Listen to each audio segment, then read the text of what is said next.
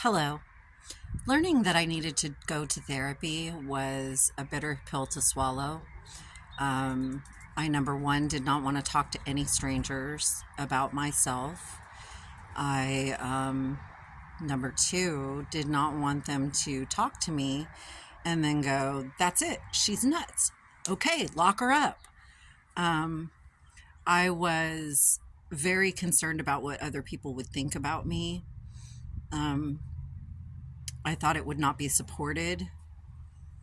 And my experience turned out to be that I finally had a place where um, I could be heard and my feelings would be validated, and that I would have help with things that I struggled with, somebody to talk about it with, somebody to offer suggestions that maybe I had not thought about before.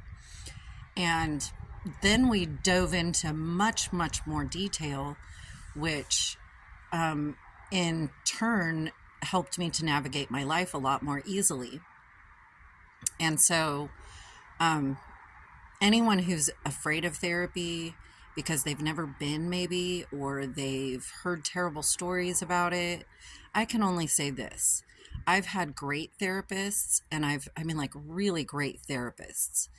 And I've also had some that just didn't work for me. Either their experience level didn't match what needs I had, or they our personalities just didn't match in a way that I felt comfortable and safe enough to talk about what I needed to talk about. So what I did instead was I explained how I felt, and I went and found another therapist, which I am completely free to do at any time. Um, a wonderful resource that I use for my therapy seeking is Psychology Today. They have a website. You can look up any therapist you want, and it will vet them. It will give you their all of their bio. It will give you what insurance they accept. It will tell you whether they do online appointments or only in office appointments. They tell you what kinds of therapy they specialize in. So if maybe you needed EMDR therapy to work on trauma, that would be, somewhere you would look.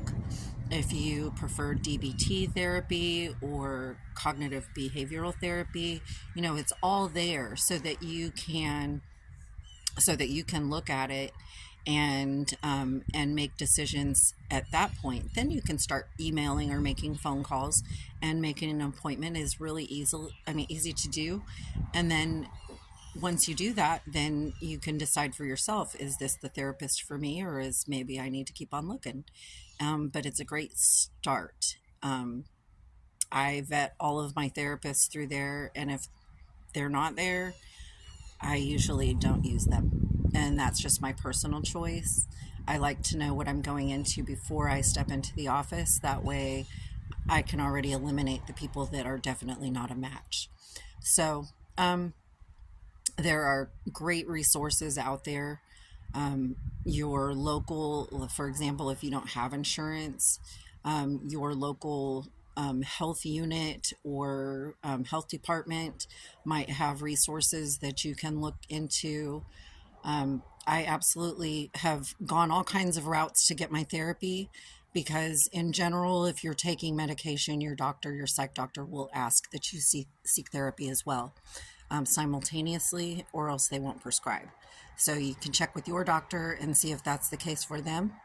Um, anyway, that's really all I have to say about the fear of seeking therapy. The only fear that I could ever have would be learning more about myself.